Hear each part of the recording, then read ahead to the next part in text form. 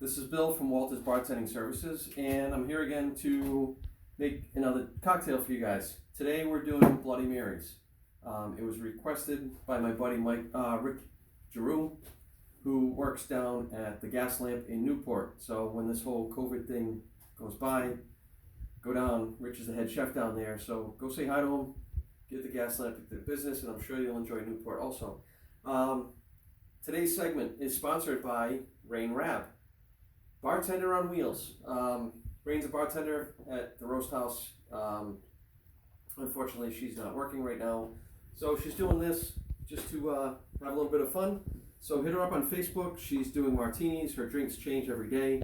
So whatever booze she's got, that's going to be the drink of the day. And she'll actually put it in some plastic cups and deliver it to you.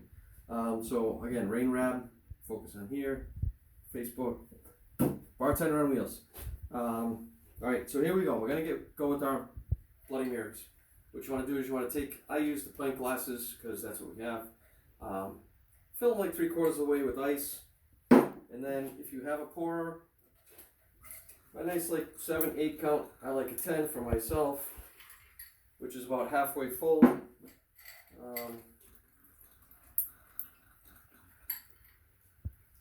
Now, Bloody Marys can be made millions of different ways, as we know. I like to just come up with things at the last minute, so that's kind of what I did. So you got your vodka in there. And yes, I did use a nice Grey Goose because that's all we had. And I forgot to stop by the liquor store and get other stuff.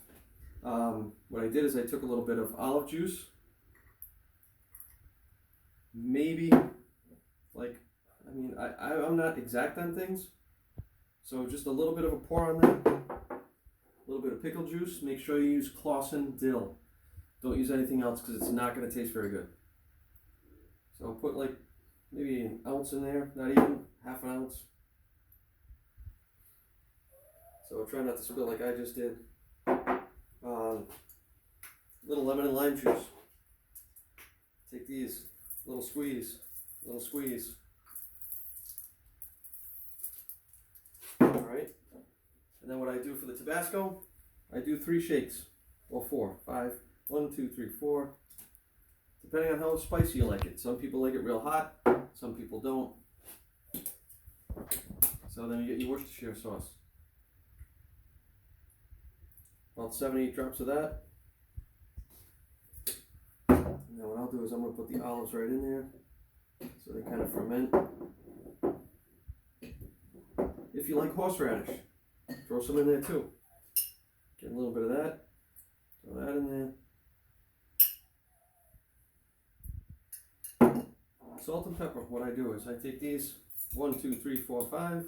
1, 2, 3, 4, 5. Salt's not looking like it's coming out. We're having a little problem with that. Sorry.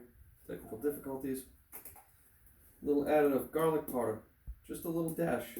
Nothing big. Because you start to put too much of the stuff, it's going to ruin it.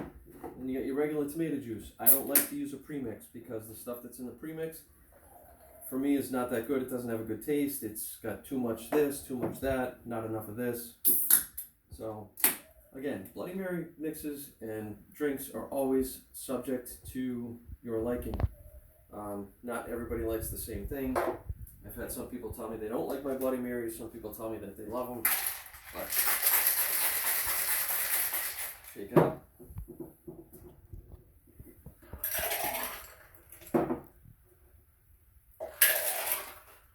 Now you're going to look at me and you're going to watch this video and go, Bill, why do you have celery? Celery, you're supposed to always put celery in a Bloody Mary. Well, I went to Stop and Shop and I walked out the door without the celery because I forgot. So garnishes, anything can go in them. You can put bacon, you can put shrimp, you can put lime, lemons. I put olives in this. Whatever you want, whatever you do. So that's it. Main ingredients: the vodka, Worcestershire, Tabasco, salt, pepper, lemon, lime. A little bit of horseradish if you like it, garlic powder, tomatoes, and Worcestershire, pickle juice, olive juice. Folks, enjoy.